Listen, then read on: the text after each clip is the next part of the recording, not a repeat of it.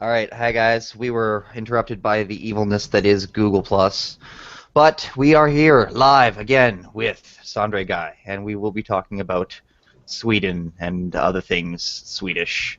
Did you say boot? I may have, but okay. Hold on. I'm just confirming that the stream is playing. Filler. It appears that the stream is working. You know, it Okay. would be more humorous if you did Wah Wah from, Snoopy the series. It's working though. Okay, so the stream is working. So, Sandre, what is up, man? Give us a real quick introduction to yourself. Like, who are you? I'm a poor sap living in a god-forsaken nation of SJWs and feminists, and everything is shit, basically. I'm sorry, I've got a question here. Your accent sounds nothing like the other Swede that we have in the group. How did that happen? Well, you're not the first. Most people think I am an American, actually. Yes. Yeah, I know. I have a bit of an American accent. Every once in a while, you'll say something, and it's like, oh, that's weird. But mostly, yeah, you do sound American. Yeah, occasionally people will think that I'm Canadian. How about that? Yeah. Don't insult my people, okay? We have a If wall. you sound American but off, and people don't know Canadians, they just kind of assume Canada. Yeah. Yeah, and the thing is, I'm just really good at language. I'm just really good at language, and I've also studied theater for 3 years. Oh wow. So, Okay, so that explains that. You've done some sort of language lesson thing. well, not really, because that's not really part of theater education, but it did make me want to practice it. But I was very good at doing accents before. So your English is kind of a received pronunciation then? I guess you could put it that way. Yes. I can also do a British accent and an Australian accent, a Scottish one as well. Do that because the British, no matter how good your accent is, they will declare it to be completely terrible. Okay, but what kind of a British accent? Do you want a really posh one? Wayne, it's up to you. I want to hear somebody from Sunderland. I don't even know where that is, dude. So. Damn. Hey, man! That's terrible. No, yeah, you choose. In fact, do a range for us. Okay. Okay. I haven't done a British one in years, actually, but here goes. Oh, you buggers! You are absolutely dreadful.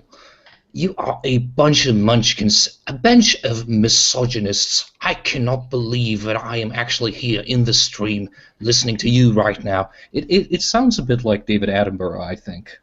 It sounds to me almost as if David Cameron were in the room being buggered by a pig. Now that Could is, be. yeah, brilliant. Topical. Doesn't he do the buggering? So, Andre, you're a student still, yeah? Yeah. So what are you? You're a chemist, correct? Yes.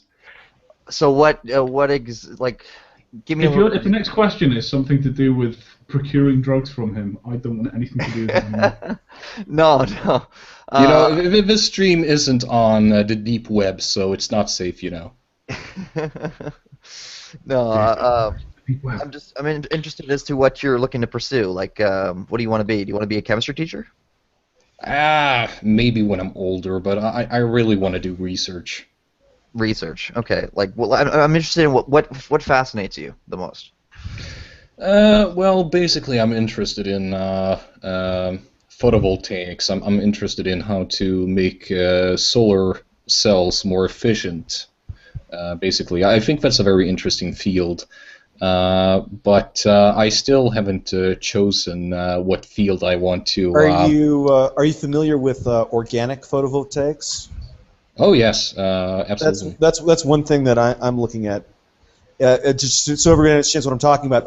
Photovoltaics made from very common elements that are you can just kind of get without having to get rare earths or Yes. ridiculously fucking refined silicon or something.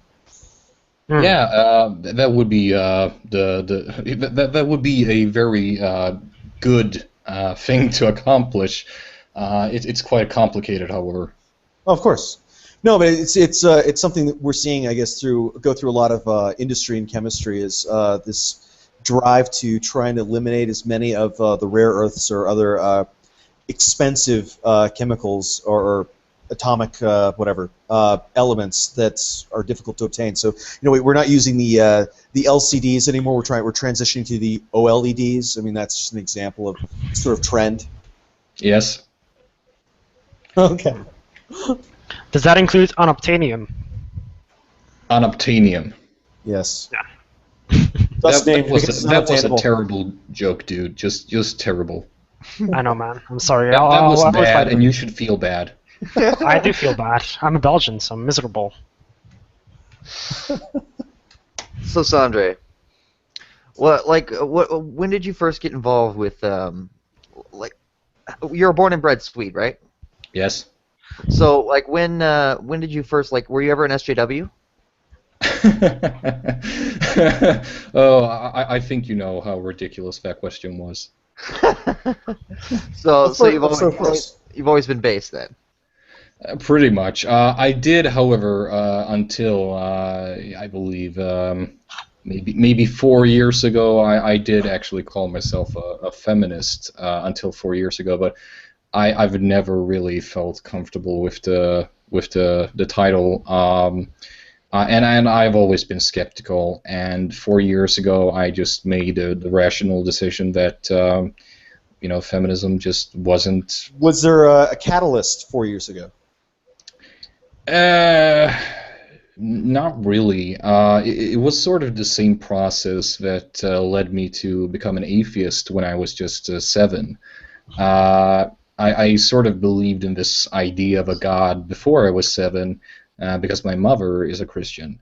But when you think about stuff when you get older and you get more experience in the world, you start to think about things in a more rational way. 4 years ago, you were sitting on the toilet having some deep thoughts, and you just made some decisions. Actually, if that was the time when I became a non-feminist, then that would be very appropriate, considering that feminism is indeed shit. So we've been told that Sweden has no culture. Is that something that Swedes actually believe? And what's going on with that whole situation? Oh, yeah, that nonsense. Yeah,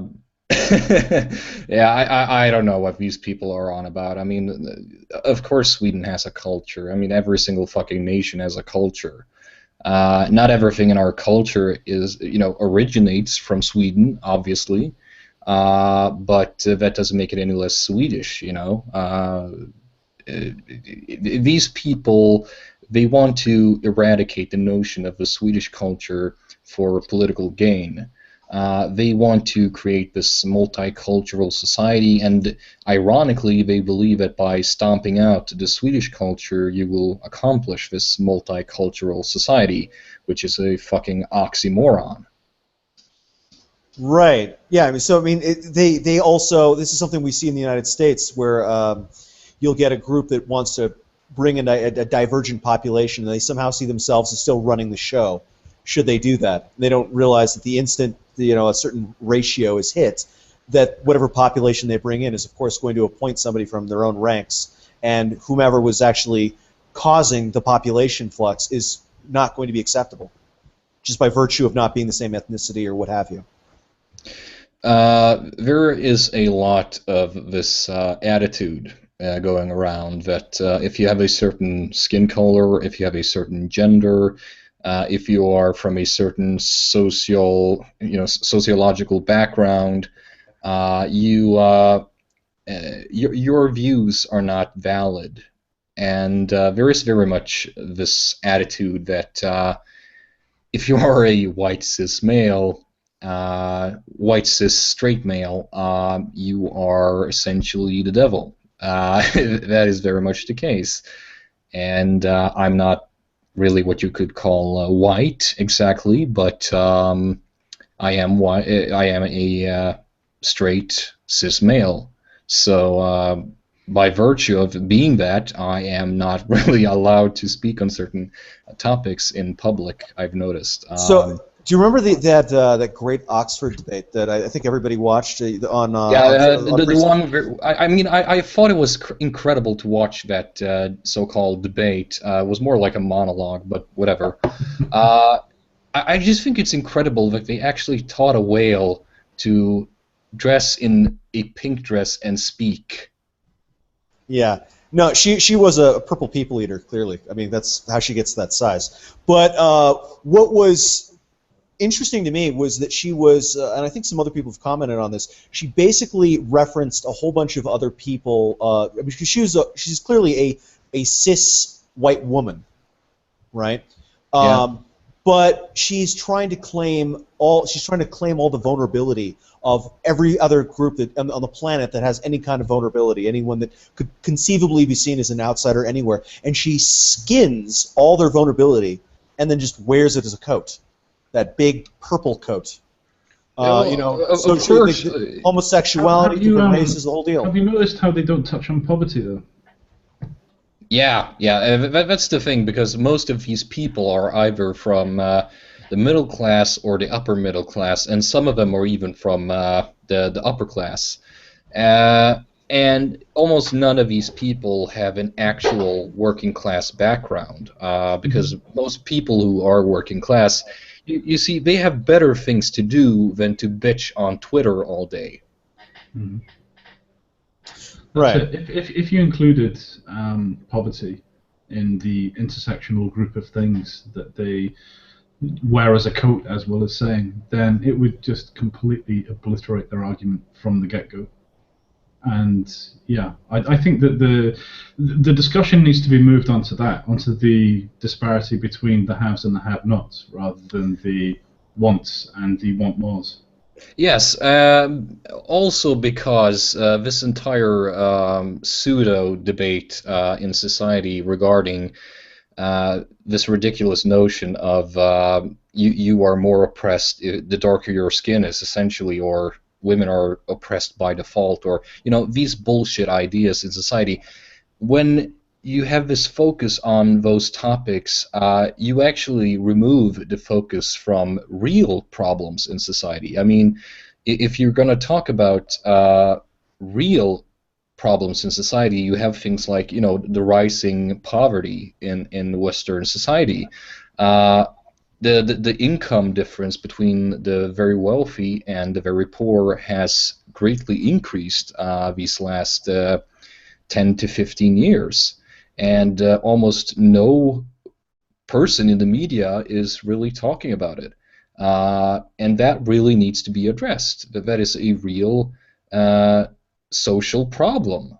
I mean, there you actually have something that does sort of vaguely match the entire notion of privilege, but that is actually not addressed, because most of the people who talk about privilege the most are people who belong to that category, who have become richer and richer. Yeah, they are the privileged people. They're trying to paint themselves as something other than privileged. Yeah, they are. I mean, I remember this video by Sargon. It was one of his This Week in Stupid videos, where he mentioned this sociologist at a university in somewhere in the Great Britain, and this sociologist wanted to take his students on a field trip to a working class area where they could go to a local football match and watch all the working class people and try the infamous meat pie that they have in this town or whatever. And I mean, the language of in the letter from this sociologist is so fucking snooty. It's so fucking void from any real introspection. I mean, like, it's so obvious. It shows you how out of touch they are. This person really doesn't realize just how fucking privileged he is, economically compared to the people that he wants to study. And I mean, the thing is, fact what he's actually doing there is a de facto patronization of a culture that he doesn't understand. yeah, exactly. You know, it's like, oh, those peasants. Let's go on a safari and watch them. You know, it's ridiculous. And the thing is, this sociologist, he obviously doesn't realize that his income is probably at least double what the average income of a worker in the town that he wanted to travel to with his students is. I mean, like, you know, when you're a teacher at a university, I mean, you don't exactly get a low pay. You get paid very well. And he is part of the group of people who you could actually, in a sense, I still think it's bullshit to call them privileged, but they are the closest thing to being privileged in today's society. One thing that's also really interesting is this whole notion of multiculturalism and how it uniquely doesn't extend to anyone in their own society that doesn't agree with them. So you'll find this frequently in the United States where you'll have some politicians standing up there saying, oh, you know, we can get along with anybody, you know, so there's this group of people over here that's crucifying children, and all we have to do is just talk to them and have a meeting of minds. But that guy who lives 2 blocks down the street from me who doesn't agree with, say, my tax policy, he's anathema. Like there's no middle ground I can form with him. That's completely impossible. He's a double plus bad. And isn't that just the worst kind of bigotry right there? When you're basically saying that either you're arguing when you're making that point that they perceive their own culture as inferior, or worse, they perceive it as tends to be the case as being superior. And you almost have to. If the idea is that you're talking to these people, you're elevating them up to your level. Oh, we can talk to anybody, you know. We're so special that we can literally get on with anybody apart from our own. They're basically saying that, hey, our culture is way superior to yours. It must be because how we can talk to this person. Yeah, what's so amazing is it's not processing in their brains that the person down the street agrees with them probably on 95% of all issues, but they're mortal enemies. They're mortal enemies because they disagree on 5%. The guy on the other side of the planet who maybe agrees with them with maybe 30% of issues. No, I can work with him. That's not a problem. Yeah. Yeah, like the conservative liberal divide in America. Yeah.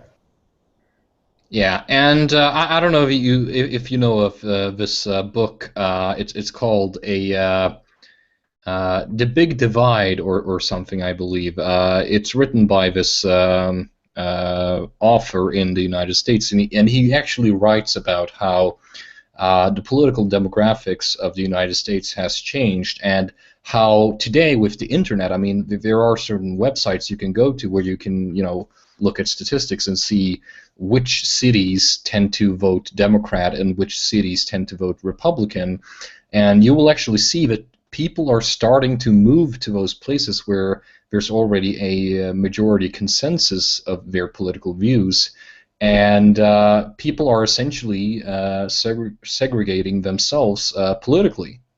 And you're seeing this, and it's it's fucking ridiculous, but it's happening right now in the United States, and you can see how these red spots and blue spots just keep growing in circumference and becoming more and more distant from each other.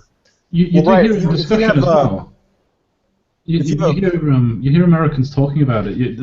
I've heard it a lot recently on over the last few years on streams, where you'll get somebody literally. Sometimes they're making a kind of a half joke, but you kind of get the impression that these people, if they had the motivation, would actually do it. Where they're talking about, oh, this state's gone to shit, I'm going to X place.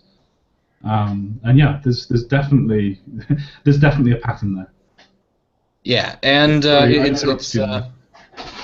it's doomed to fail because if you are gonna, I mean, like, it's bad enough that you only really have two parties to vote for. I mean, there's really no such thing as a democracy in the United States if you only have two parties.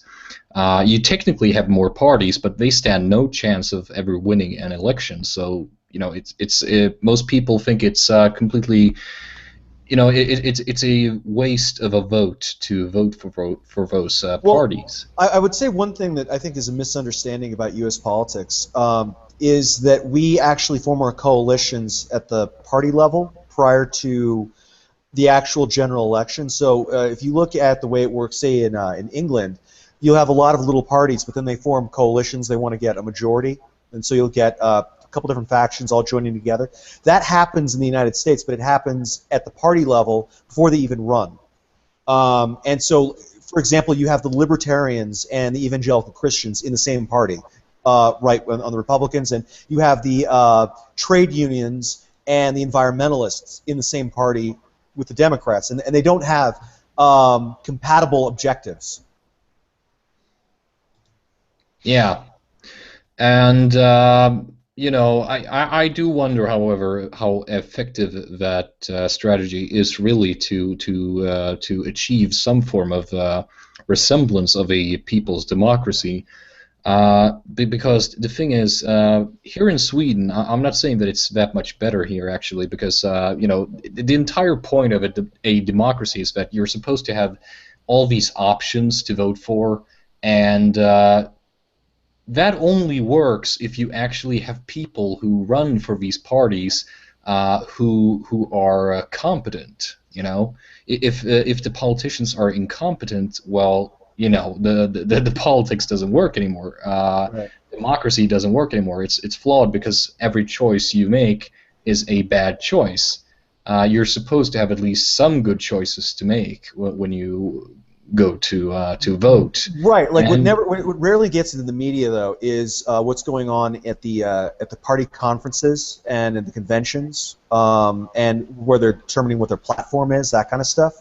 And that happens at a different level in our political system, and you can participate in it, but it's not there in the polling booth. So a lot of the choices that are made, they're made at a sort of a different set of meetings, and if you don't participate in those as well, then you're not participating in the full system. Just point of order. Mm-hmm. Yes. Yeah, I agree with you there.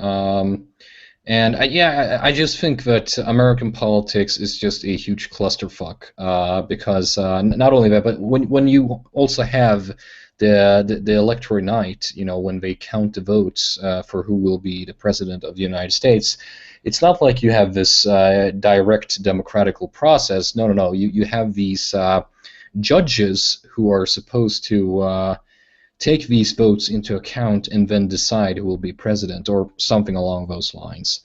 And I mean, like, you need to raise the question, like, is that democratic? Well, yeah, I mean that's a discussion we had previously in the U.S. and most states. Actually, the electors are bound to vote with the majority of the state. It's a first past the post system typically. So whichever candidate gets a plurality of votes, all the electoral votes, generally speaking, will go entirely to that candidate. Okay. Yeah. But it varies on a state-by-state basis. So that's one of the sort of the confusing things about the U.S. is that's how I think it probably works in probably, I'd say, 45 of the 50 states, and then the remaining 5 is sort of who knows. Mm. Yeah, but like I said, even when you take into account these majority-bound judges and so on, the point still remains that if you only have 2 real options, these 2 parties, it's already there. You have sort of. I mean, you're sort of fucked as a voter. Yeah. Because do you want to vote for asshole A or asshole B? Right. And too often the choice is between the evil and the lesser of. Right. Yeah. Well, I mean, we have the primary system, which controls who gets to be the asshole, and then we have the conventions where you decide what the party is actually standing for that year, and if you. Again, a lot of people don't get involved with that, but if you at least know what's going on there, then you can see that these decisions are being made. It's just not happening in the polling booth. Yeah, yeah. And yeah, it's just ridiculous. And I mean, like, I'm not saying that it's that much better here in Sweden. I mean, sure, it's more democratic, I believe, but again, the democracy only works if you have competent politicians, and if you have politicians who have essentially the same politics, regardless of political color, then the entire process becomes meaningless. And that's essentially what we have in Sweden. I mean, we used to have this really rich diversity. Uh, I'm using that word that SJWs love so much, diversity. But yeah, we used to have a very big diversity here in Sweden when it came to politics. So we used to have everything from the Communist Party to the Social Democratic Party, which was a socialist party, to the Environmentalist Party, which began in the 1980s. And we used to have this really hardcore capitalist party called the Moderates. But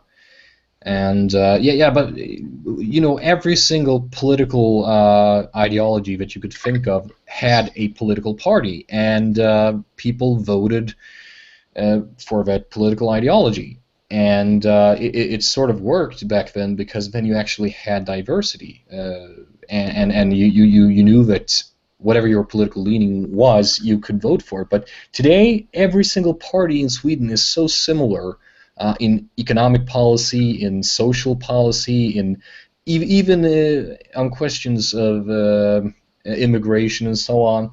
It's really not big of a difference anymore. So it doesn't really matter anymore who you vote for. You get essentially the same sort of politics. So let me ask you a specific question about Swedish politics. So I mean, we're hearing stuff about things going on in Belgium, things going on in Germany, things going on in the UK. Is there any kind of a kernel of resistance to this, building a sort of an official political level where I don't know, there's some sort of an opposition party that's for the people that have had enough and don't want to deal with it anymore? Yeah, you're probably thinking of the Swedish Democrats. No, I'm not thinking about. I don't know anything. You could call themselves. I know nothing. Okay, they can call themselves the Knights of Ni. Yeah. No, I'm just curious if something like that. So you're saying there is a party? Yeah. The Swedish Democrats, in my position, seem to be sort of an opposition party to most of the other parties, but I'm an outsider, so I don't know that much. Yeah, we are no longer the knights who say "ni." We are the knights who say "ni."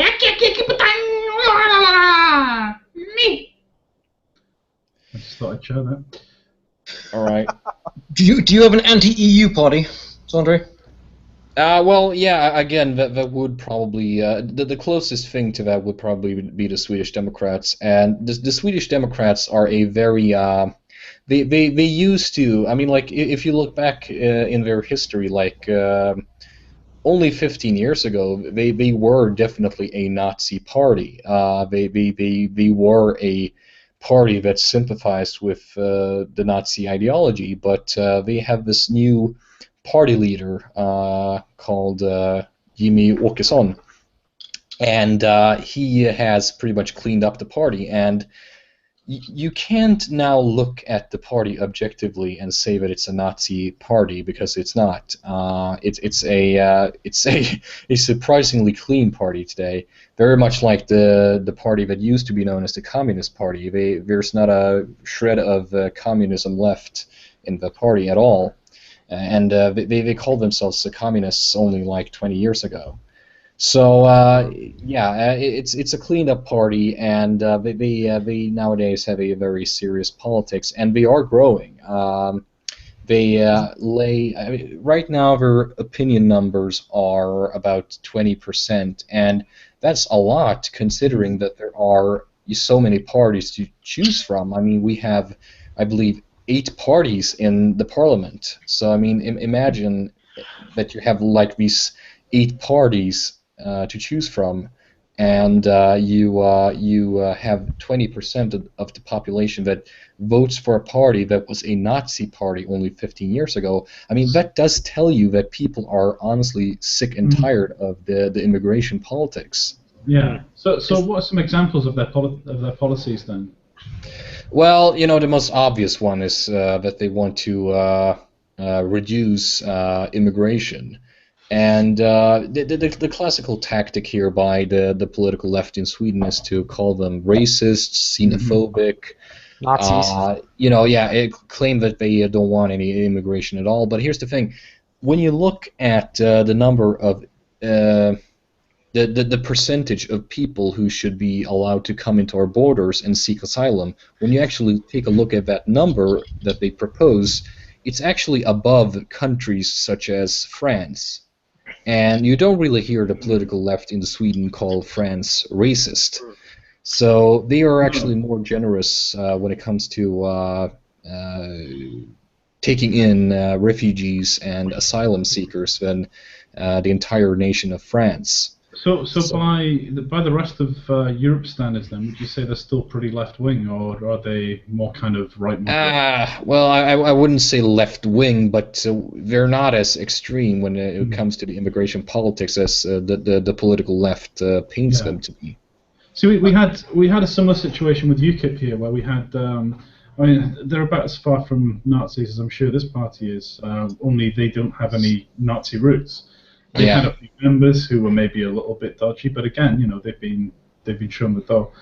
And it does sound very similar in that you've got this party who has some fairly sensible, fairly practical policies, which are just being buried under a deluge of ad hominems. Yeah, I know. I've watched some of the interviews that he. What was the party leader called? Nigel Farage. Yeah, Nigel Farage, yes. And I feel sorry for the guy. I really do, because he could hardly appear on television without some fucking radfem or some fucking blacktivist call him a sexist or a racist or a fascist. He'd probably tell you that's a sign he's doing something right. But yeah, I agree with you. I think it's a shame. Is it also socially taboo to openly support the Sweden Democrats, or is that not really? Well, it used to be, but I mean, like the entire fucking narrative which the political left has had over Sweden for the last 20 years, it's falling apart, and it's becoming more and more socially acceptable to just say that you vote for the Swedish Democrats. So yeah, it is. There's still a little bit of a taboo. It's not like something that you write on your T-shirt, but right. It is socially acceptable in the sense that if someone asks you in a conversation, you can sort of mention, then I voted for the Swedish Democrats, and nobody will really think too much of it. So personally, I did not vote for them. This might sound strange, but I've actually voted for the last two general elections. I voted for the leftist party. Okay. And what party would that be? The Social Democrat Party, or? It doesn't sound No. So. Yeah, I mean, like the Social Democratic Party is not left at all anymore. It's very much in the middle ground. It's more like a liberal party. It's very much laissez-faire these days. I voted for the leftist party, which which actually used to be the Communist Party 20 years ago. So I mean, like the thing is, when people listen to my videos and I make fun of these SJWs and I make fun of feminists, I do get a lot of subscribers from the political right, and they seem to think that I am right-wing. But I'm not right-wing. I'm actually not left-wing either. I'm politically independent. I used to call myself a socialist, but I stopped 2 years ago or sometime like that.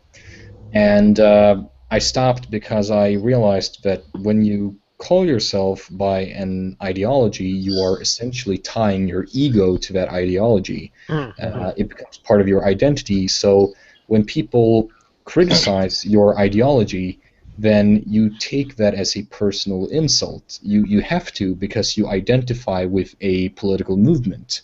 And you cannot think critically about things when you are tied to a political movement in that sense. So that's why I'm no longer calling myself a socialist, because I don't believe that ideologies are good for anyone. I think that ideologies are a horrible thing. They lock you up in a certain pattern of thinking, and they reduce your ability to think critically about the world. And really, not much of my views on economics has really changed that much. But a lot of my views, however, has changed for the last 2 years or so regarding immigration, regarding social aspects of politics. I have started to realize just how fucking valuable these so-called family values are, which are very popular among conservative conservatives. Yeah, and I used to be this person who had this very much laissez-faire mentality when it came to the social aspects of politics. I used to think that, oh well, just all cultures are equal essentially. I used to believe that, well, not really, but I didn't think too much about cultures back then. And so what was the catalyst on that? I mean, can you get any more specific than one evening on the toilet? I mean, what yeah, because that's interesting. I wouldn't say that there's really a catalyst. I guess what made me take the final step and stop calling myself a socialist, I guess that would probably be because I was actually a member of the Social Democratic Youth Party, and I was a member for a year and a half, and that was the period when I used to call myself a socialist. So did you attend meetings and things, or? Yeah, I attended meetings. I was very much involved in that in that group of sycophants. And yeah, the thing is, I noticed more and more how the group was becoming more and more infested with radical feminism. And I already back then I refused to call myself a feminist. I was probably the only one who openly said in the entire group that no, I refuse to call myself a feminist. And yeah, already from the beginning there was a bit of hostility towards me. So there was some peer pressure there from the rest of them saying, hey, why aren't you calling yourself one of these? Why won't you call yourself a feminist? And I noticed more and more how how these ridiculous notions started to seep into to the group, and the social degradation was very much prevalent in just a year and a half, and this is starting to sound like pretty much everyone else's experience, where what effectively I found by talking to people why they specifically find themselves in opposition to social justice is that there was some sort of feminist creep into whatever it is that they personally enjoyed, whatever pastime they had, whatever group that they were part of. This being this creep of feminism into it, and that kind of infestation in their environment has just been a complete turn-off for them. And it sounds like you're saying the same thing. Yeah, I wouldn't say that is in any way a catalyst, but it did sort of help me take the final step, I guess. But I would have taken it anyway. I believe I think that even if I hadn't been part of that group, I would still eventually have stopped calling myself a socialist, because I was already in that state of mind where I was questioning identity politics. And I realized that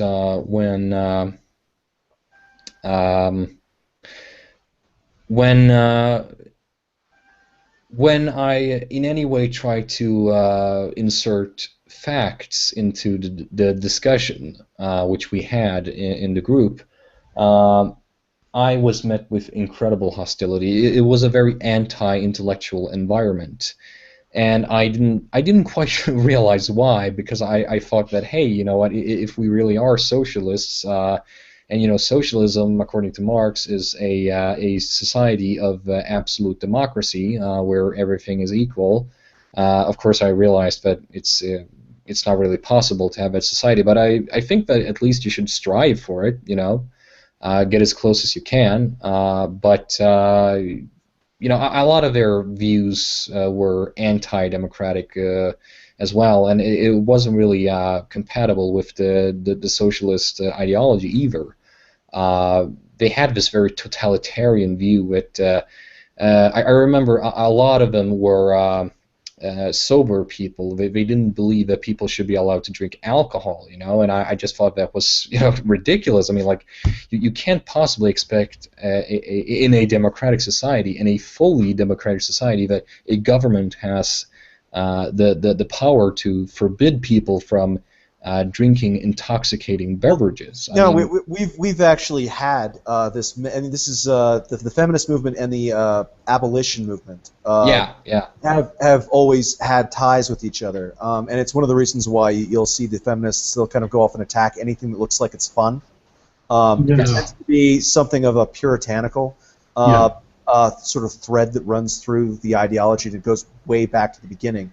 One of the things that I guess we've been watching in the United States, we have a vibrant political opposition. It goes back and forth, but I mean it's always kind of sitting there. Both sides sort of are plotting against each other very actively. And one of the things that I guess has been noticed is that a lot of what's been going on with progressives lately is that they ran out of people on the opposing side to attack, and because all they know how to do is just kind of toss ad hominems around, they started to go into a phase where they're doing purity tests on their own people. Yes. And the question is, okay, so you're liberal, but how liberal are you? And once they've run out of people that were not quite as liberal as they wanted them to be, then what they do is they goalpost move a bit, and they go, okay, how liberal are you now? And because they have to kind of keep heads flowing through the guillotine, and if they run out, I'm PC, bro. Yeah, it's very much to be like sort of a McCarthyan, that if like accuse people of not being enough this or being too much of that, or like right. too And much so I mean, Darwinism, one thing we've been I mean, I don't know if we don't use the term red pill. That's something that seems to be very much kind of a internet thing, but. People that that have always seen themselves as being on one side of the political spectrum or the other, and then suddenly they get hammered, and it happens on the right as well. You know, so there are people that you know, always considered themselves right, and then they get called, say, rhinos or something, right? Which is a term for people that are kind of secretly Democrats. But you see that on both sides, and the people that get hit with these purity tests seem to be the ones that go, wait a minute, everything we're doing is bullshit. What's going on here? It's almost an inquisition of sorts, isn't it? Yeah. Yeah, no, it's purity tests. Yeah. Yeah, and obviously No one can hide from the Spanish Inquisition. No one Exactly. No one expects the Spanish Inquisition. No, I don't. No. I always expect the Spanish Inquisition, and they haven't shown up yet. So maybe that's the secret. Well, yeah, exactly. They're waiting for their moment. See, the thing is, you mentioned something there earlier on, which was about ideologies, and we've had this discussion before. And what you mean, the pedant in all of us will probably be looking at that and going, what he means by ideology is these groupthink ideologies rather than an ideology, which we all have. And that's what it is. It's these kind of almost quasi-religious ideologies that have these puritanical, authoritarian roots. And as Will just pointed out, they even have their own kind of inquisition process whereby they find the heretics and burn them at the stake. Yeah, and you know, it's there's always a degree of that in every single ideology, even the more open ones. However, when it comes to these totalitarian ideologies, it is fucking extreme. Yeah. And the more you see these tactics being done, the less credibility the actual movement has. You can quote me on that one if you want to in the future. Call it Kruger's. Call it Sandre's law. Sandre's law. Sandre's law. Shall be noted. Yeah. So, yeah. But yeah, there's a lot of truth in that, I believe, in that statement, because when you actually look at the topics raised by these SJWs, for instance, it's the most silly, non-consequential shit you can imagine. It's of no importance whatsoever usually. Well, I mean, this is something we saw in the United States recently, where we had a whole lot of people that were upset about the Bush years, and all the evil whatever things that happened then. And then when they got into power, they didn't know how to actually run anything. They kind of got in there like they brought their protest placards with them, and they thought, well, I'm going to protest this. And they're like, no, you're in charge. You can just make decisions. And but they were like, but that would require actually taking some responsibility for anything I did. And so it was sort of an interesting. They got over it eventually, but there was this for at least a year and a half.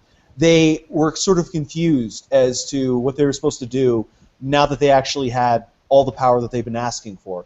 And they weren't. And it's something I guess that you see with a lot of these other ideologies where they're so used to fighting the machine or whatever they want to call it that if you actually give them everything they've asked for, they don't even know what to do with it.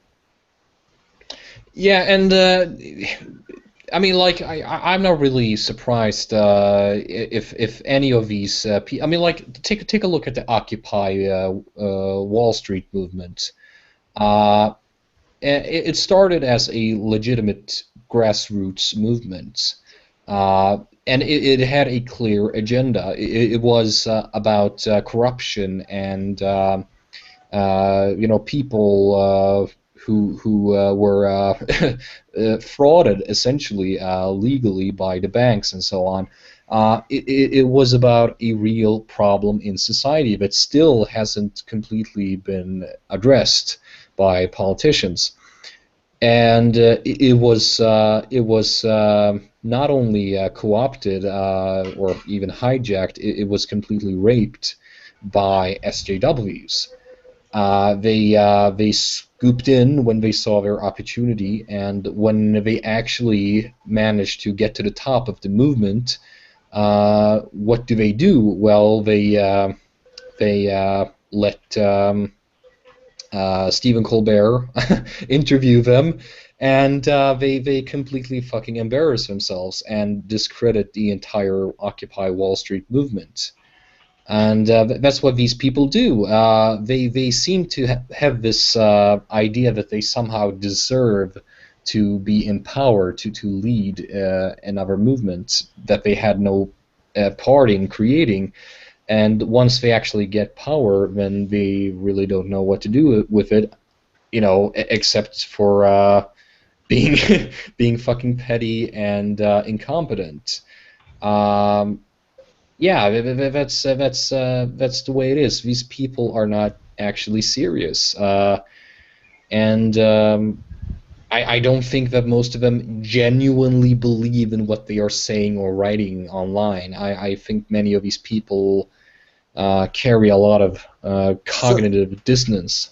So one thing that it goes back and forth in U.S. politics, and I'm sure this has got to be everywhere, is you try and divide and conquer. I mean, both sides are doing it. You're constantly, sort of feeling around the edges for fracture points to see if you can peel off some voters or some support or whatever from one side or the other. And one thing, which I guess we talked about briefly offline, was the fracture line between say the homosexual transgender community and the feminists, because they've got a very different idea of what gender is. So amongst the feminists, they believe that gender is a social construct. I mean, almost 100%. where it's just an entirely arbitrary, it's whatever you believe, and amongst the the homosexual and especially amongst the transgender, they believe, well, no, it's biological, and the reason why I cut my penis off and I wear a dress and all that, it's because in my brain I can't help it. I've got this thing in my brain that makes me a woman, and if that's true, then the people that are outwardly women, likely they have to have something going on in their brains as well, and you can't have these two groups right next to each other, saying that they stand on the same side, when in fact their notion as to what they even are is 180 degrees in opposition to each other. Yes, absolutely. I have to take the stance, and I do take the stance, but I suggest others do as well, that feminists, just like they don't speak for the majority of women, do not speak for the majority of lesbians, gays, and transgender people. They try to control that narrative. Right. Well, they wear the victimhood as a coat, as they skin them. Exactly, but they certainly don't represent the majority. Right. A lot of people fall for that, though. Like MRA people, kind of almost. Yes, they do. Like, all trans people are crazy, But it's actually the strange thing is they do more harm to these minority groups. Yeah, I know. Their actions. I know. By trying to run this narrative. But I mean, if you can split the feminists from, say, the 90% of women that don't believe the rad fem stuff like men should be in camps, and if you can split the feminist movement from the homosexual and trans movements, so that they all kind of pursue their own interests without globbing up and conflating their diametrically opposed viewpoints, then politically they become irrelevant almost instantly. How do you look at Christina Hoff Sommers, and I know she's desperate to cling on to the label feminist just because of the fact that, well, she had it first. I think that's what comes across to me. Yeah, it's a personal thing. Yeah, but it should probably be better served by just going that extra step and calling herself a gender egalitarian. Yeah. Well, I think she calls herself an egalitarian feminist. I mean, that's sort of. Yeah, just having the E word anywhere in your identification makes you a double plus bad. Yeah, and also I would like to point out, I love Christina Hoff Sommers, I really do. She makes incredible videos on YouTube, and when you watch them, you can tell that she genuinely wants what's good for both genders. She is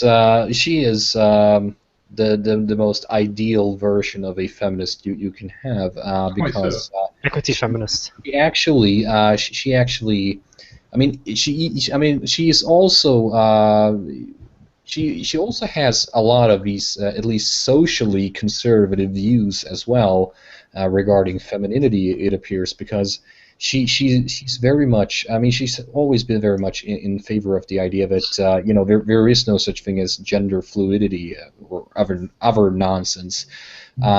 She cites neurological research that does show that men and women are different.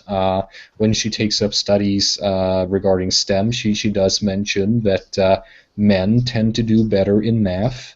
Women tend to do better in verbal tests, and there's nothing wrong with this. This is just the way people in general are when you look at gender. And she also mentions, of course, that there are outliers. This isn't absolute by any means, but in general, men and women are different and will make different decisions. And the ironic thing is that this is a useful approach to take if you're interested in equality. Yeah, and here's the thing. I do, however, think it's pretty. Yeah, I do, however, think it's pretty damn stupid that she still calls herself the F word. I don't think it's stupid. I wouldn't. I think that she's making a valid point, and also. And I see. I see why she wants to remain with that title, but I really do think that she should drop it, because there's nothing really feminist about her at all. I guess the closest thing you could say is, I mean, like the closest thing about her, which is in any way shape or form similar to feminism would probably be that she's a bit gynocentric sometimes, I guess, in her analysis. When you read her works and when you watch her videos, there is That's a natural. slight yeah, there's a slight undertone of gynocentrism. I can sort of sense it. But still, I don't really have a problem with her because she does mention problems that affect men too, and yeah, But it's not gynocentric supremacy though.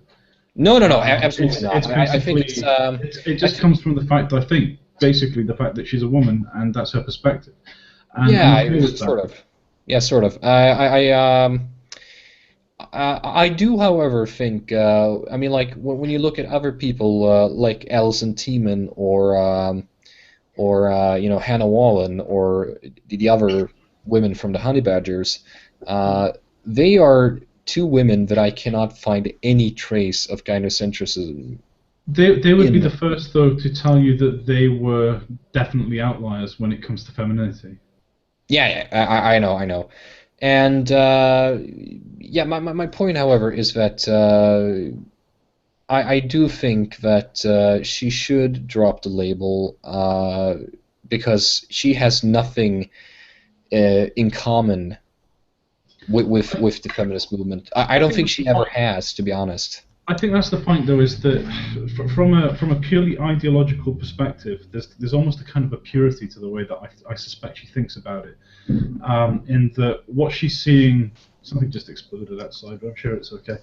From her perspective, her version of feminism is most closely aligned to the dictionary definition of what feminism is supposed to be. And as for that dictionary definition, I mean, I know that's used as an argument at times. If you take the time to actually look up the dictionary definition of feminist, you'll find it doesn't mention feminism or even relate to the dictionary definition of feminism, which I find personally very amusing. But the point is that she wants to reclaim it for what she thinks is the right kind of feminism, and I almost kind of have to give her a grudging respect because of that. But at the same time, I personally, if I was her, I would take that extra step and just say, to hell with it. I'm an egalitarian, and if you don't like that, tough shit. Yeah. By the way, how did we get so snowed in on Christina Hoff Sommers? By the way, I've completely forgotten what we were talking about. I think she's just the natural conclusion to any conversation about feminism. Based mom is always a conclusion. Well, I guess She is the final solution. the one thing I guess I would touch on is I think it's a waste of time, generally speaking, to try and persuade or kind of win an argument with people that are not interested in even having the argument.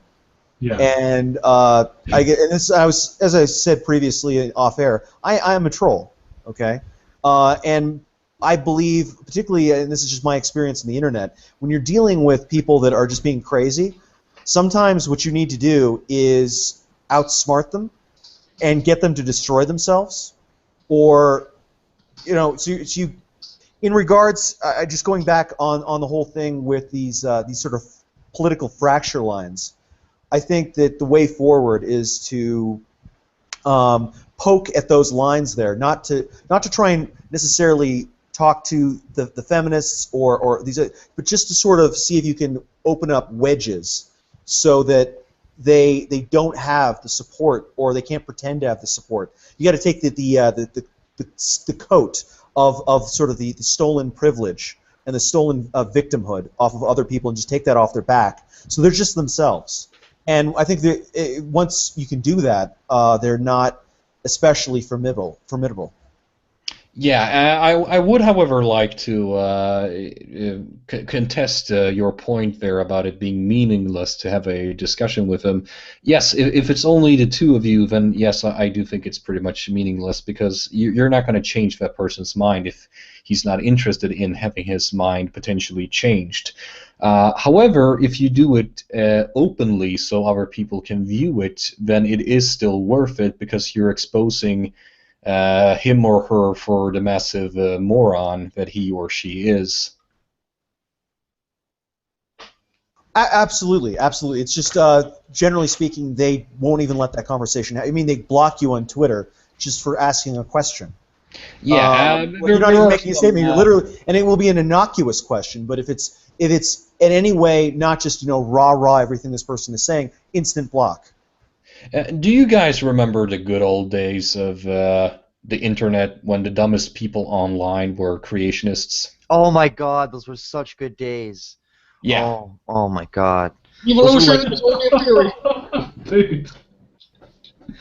Oh man, that was Like, I mean, those were really the only people online that you could really say were even in some way similar to SJWs when it came to blocking people or saying retarded shit. But I mean, like even creationists will occasionally have a debate online or on television. But it's very, very, very, very, very, very, very rare that you in any way see an SJW do the same. They won't do it. They refuse to. They refuse to talk to you. And I mean, when you're even more close-minded than fucking creationists, it's bad. Flat Earth theory. Coming back, guys. Oh, okay. Welcome Nobody back. gives a shit. Go kill yourself. Creationists. The thing about creationists is that they are, because they believe in the Bible literally, they're kind of duty bound to spread the word of what they believe. So Yeah. I guess part of that involves actually persuading people, which means they're forced to get into discussion. Here's the other thing with creationists is that they actually sincerely believe everything. They're not as cynical. I'm not sure that's true. And I really am not sure that's true. I've met some creationists, and they're legitimately nuts. Yeah. But they legitimately believe it with their whole heart and soul, and there's that lack of cynicism. Whereas I don't know that when you're dealing with the SJWs, generally speaking, they understand at some level that they can't win the argument. Sure. That they're totally full of shit, and that they're never going to win it. And so they won't even try and have it. Privileged, so they have to call everyone else privileged.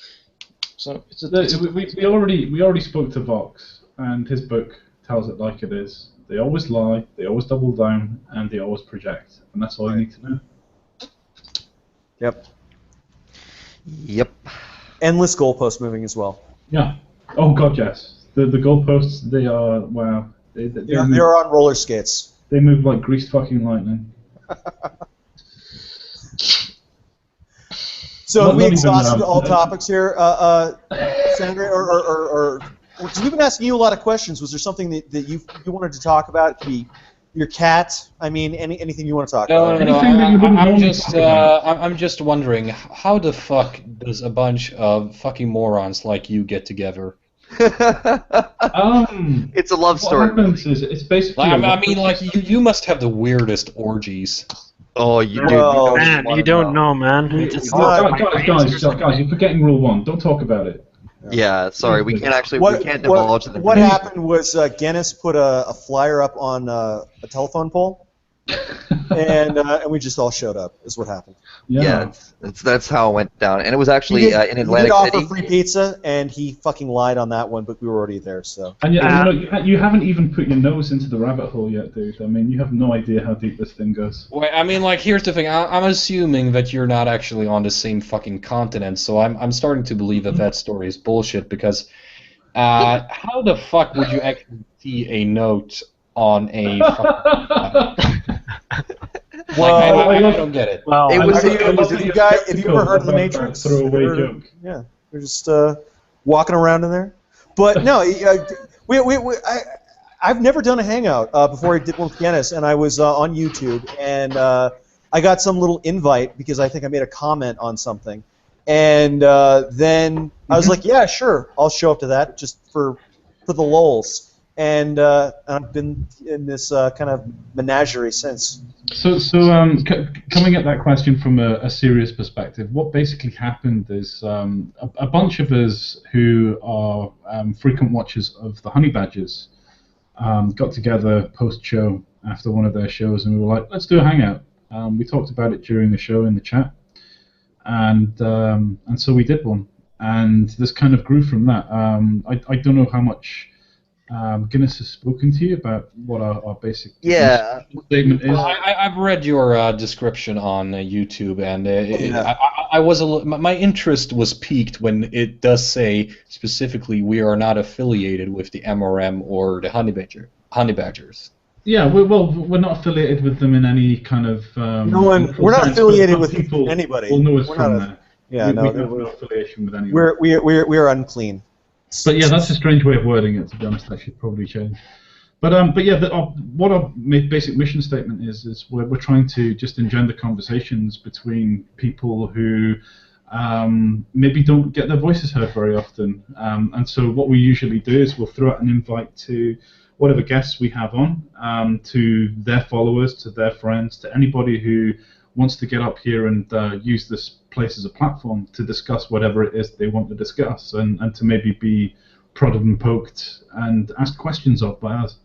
Yeah, exactly. So, We're just basically a big platform. That's a nice way of putting well, it. at the moment we're a little platform, but yeah, we. Well, yeah, a little platform in a big pond. But yeah, we're the widest platform there is. Anybody who Like has an anything empty to say can stadium. come here. An empty stadium, exactly. Yeah, we are. Yeah, I'm gonna help you guys out because when this interview, if you could call it that, when it's done, I'm gonna put up a video linking to this interview. So hopefully that will get you Well, thanks, man. a We little appreciate it. boost. Yeah, we appreciate that. Now we have to lick your ass the entire time. Yeah, one of the things we're For fuck's sake, doing. don't do that. I don't remember if Wayne No, touched on I this. got You but- know, I hope you like peanuts because that's what I was eating.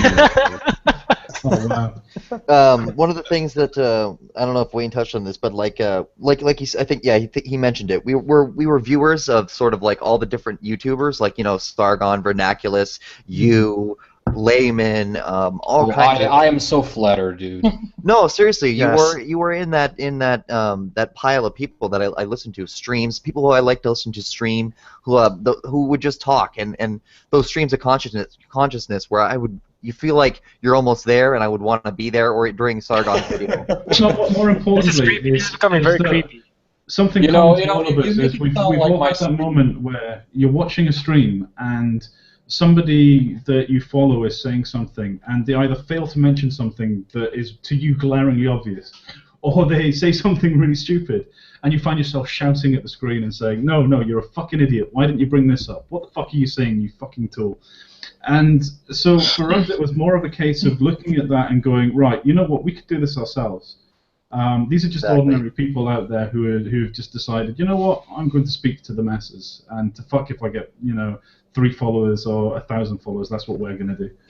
Yeah, like one of our big but things. I mean, like the thing is, you make it sound like listening to my streams is somehow some kind of a religious experience. It is. It Oh, was. it is. Yes. It's Yes. not I mean, religious. I mean, like, I just want you guys to know that when I have my streams, I don't know how many of them you've been watching, but essentially I just pick interesting people to have on, and I have no fucking topic whatsoever. My streams are 100% fucking random, and I don't know if you can notice that, and also they are quite laden with racist and sexist jokes. That's what that's. But that's the beauty of it. Yeah, this is that's the point. This is like it's an actual bastion of free speech. And when you put it in those terms, when you say, "Hey, we have racist and sexist jokes on here," that's kind of the point, dude. It's like One of the things also that we've increasingly become aware of is that our best conversations tend to actually happen off air, and it's gotten so bad that Guinness has taken to surreptitiously recording our nonsense. Yeah. and then he'll go, "Surprise, motherfuckers! You're on the air." Mr. Like Big Brother here. 3 hours into something, we're like, "Wait a minute, I was just talking about having cat fucking or something," and that's Jokes. Yeah, no, literally, we were talking about cat fucking in one thing, and it was like, oh fuck. Yeah. So, It could be worse, dude. It could have been pig fucking. It does get worse because you, every once in a while you're like, oh wait a minute. But yeah, it's nice just to kind of everybody vents their stream of consciousness at each other, and you gain a little confidence in your thinking just when everybody is sort of like, yeah, actually you're not insane. And you're like, really? Or you are insane, and here's why. Yeah. No, no. Well, I mean that might be what your experience. I get nothing. I I just get want nothing you guys but to know but that, confirmation. yeah, I just want you guys to know that if you have in any way experienced some kind of a enlightenment from watching my streams, then that is, I mean, that's a sign that you're entering into a psychosis. Oh no. You should get help My because. personal enlightenment happened long before YouTube, to be honest. Oh, okay, good. This is Because more I mean, kind like, of here's the from thing. the information. Yeah, I mean, I don't know how many of my videos you've watched, but I do make serious videos, of course. Yeah, such we were as, watching. We were watching one of your videos today, well, in the QR. YouTube app about about the what was it, the death rates of men on ships. Right. Yeah. That's an old video, though. It's only, I think, 3 years ago or something, but yeah. You do Yeah. make serious videos, obviously. Are you going to dismiss it on the basis of its age, you fucking ageist shitlord? Well, How dare you? How fucking dare you, sir? Take Just it back. like Hollywood. Your video is unfuckable. It's unfuckable. Unbelievable. well, Yeah. that's And, there's always a guy willing to fuck you. That's But yeah, you know Layman's drunk streams, Sandre? Yeah, I've been on 2 of them, I believe. Yeah, well, imagine that 24/7. That's pretty much this show. If Layman's still Okay. out there, by the way, in our audience, next time you have a drunk stream, let me know. I'll come and join you, and I will actually get drunk, which I don't do very often. yes. Yeah, I mean, unfortunately, I don't have any bourbon or grain whiskey because then I could drink during this hangout. I mean, I just found out recently that I was allergic to barley, and I usually drink single malt scotch, and that actually is made entirely from barley, usually. So, Can I offer you a suggestion? It's yeah, called, what? It's called Knob Creek. It's a delightful bourbon. I first tried it about 8 years ago as a joke because it's called Knob Creek. That's what I was gonna say. And yeah, and found it to be absolutely fucking delicious. So give it a go. You might enjoy it. Okay, but does it contain any barley? I shouldn't imagine so. If it does, it'll be very, very minuscule amounts. So Okay, but, you know, because you I'm can gonna look into it up. for yourself. Yeah. Yeah, I'm gonna look it up, but I mean, at least now I have an explanation for the brown stains in my in my underwear. Oh, so you were getting kind of a digestive reaction. Yeah, here's the thing. I've always had an upset stomach, so to speak. No, it's not that bad. It's just a joke, but. Yeah, I did start to experience some real problems lately in the digestive area, and I decided to do something about it. And turns out that I actually I've actually lived my entire life eating something that my body rejects, barley, Wow. and now I most bread I cannot eat here in Sweden. All of a sudden, I cannot. Drink single malt ever again. Although there is some research that does suggest that maybe you can in fact drink ordinary whiskey because apparently during the process the actual grain of barley is destroyed or whatever. But I don't want to take that chance. I might actually give a drink. I haven't drank in a few years, but I might give a drink if we go on Layman. I've never been drunk, so I don't know. I've never really drank alcohol, so I'll be wasted after one beer, I suppose. Wow. Yes, I'm a loser, I know. No, No, man. no. It's just you could buy a 6-pack and you've got 6 nights right there of just being hammered. Look, dude, Yeah. don't take it personally. We were all noobs at one point. You know, it's similar to gaming, in that you start out, you're a noob, you're a fresh spawn, and so you've got some catching up to do. But eventually, you'll be a seasoned pro like the rest of us. Level 60 alcoholism. Yeah, you'll be able to recount us with your tales of how you got really fucked up and can't remember what you did for 4 hours. But you're told by third parties that it involves fucking pigs in the mouth. Say again, Layman. Well, I prefer fucking pigs in the mouth than fucking a guy in the ass, but still. Do you know what? I kind of agree with you there, to be honest. Yeah. I'm actually a little baffled by why that's such a big thing for Cameron. It just sort of Because sounds like it's so common over there. I mean, But it's Cambridge, isn't it, or Oxford? Was it? yeah, Actually? it's like some sort of a college thing where he stuck his dick in a pig's mouth. I was like, yeah, okay. Yeah, I mean, that's most American presidents. Probably. Let me tell you, I did some fucking weird shit in college too, so I'm not going to judge the man. How many pigs did you fuck? It wasn't the pigs, you know. I mean, Right. there was a lot of fat girls, but you know. That was what I was implying. But, Isn't the point, but I don't want to go into politics again. Well, It's it's why he kept it's why never mind. I got these really dirty poems from a girl in another dorm room, and I mean they were just filthy. And I was looking at these things, and I was like, wow, who the hell is this chick? And I found her, and it's like, wow, you are a land whale, and yeah, but you know the night came where that happened, and if I became, let's say, a congressman at some point, and you had the photos, or she came forward and wanted to tell the story, that would get awkward. yeah. Just a little bit. So I'm not going to judge Cameron. I'm not going to do it. I can't. It's too hypocritical. Well, yeah. I don't Like really dick in a give a pig's shit. mouth. What can I say? I don't really give a shit either. I don't Well, know. I mean, there are Well- guys who. You know who Jeremy Corbyn did, don't you? Did he have sex with a parakeet or something? What happened to him? Apparently, Diane Abbott, who's like she's very large, black woman in Parliament. Yeah. Oh, so she's a big power, is she? Hey, Large and in charge? not really. She's in the shadow cabinet now, but Shadow cabinet. that's about it. That sounds pretty good. Is shadow cabinet shit? That sounds. Shadow Cabinet, I think, is like the opposition.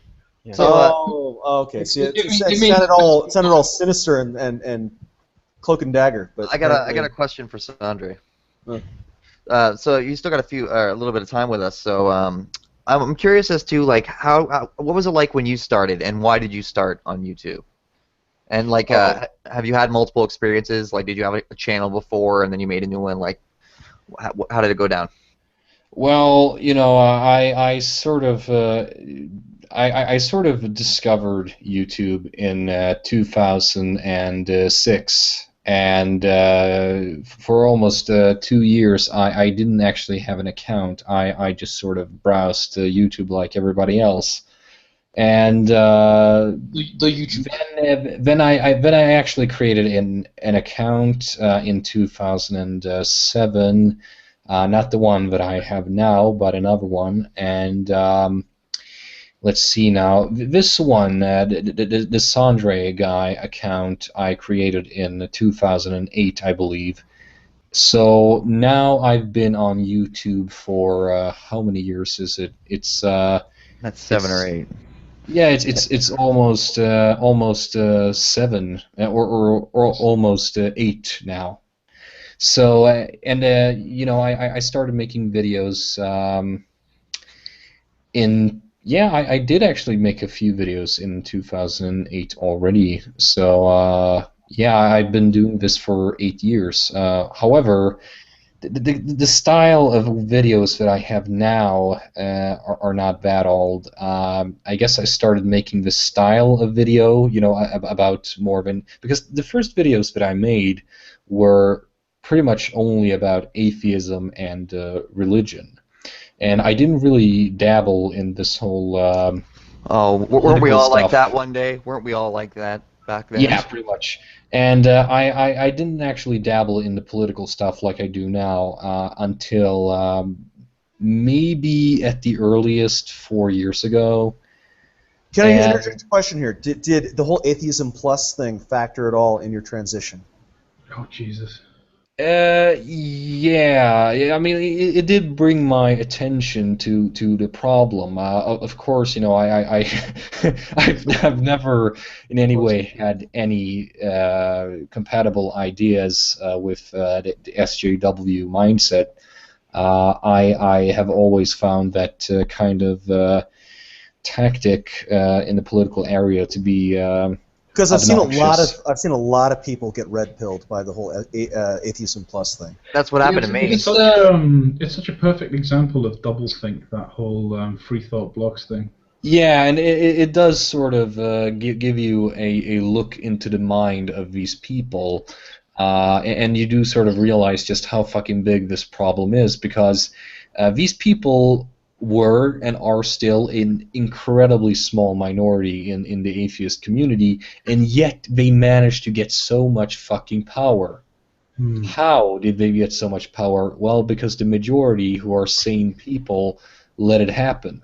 So it became this, like you said, it became this red pill moment. Interesting.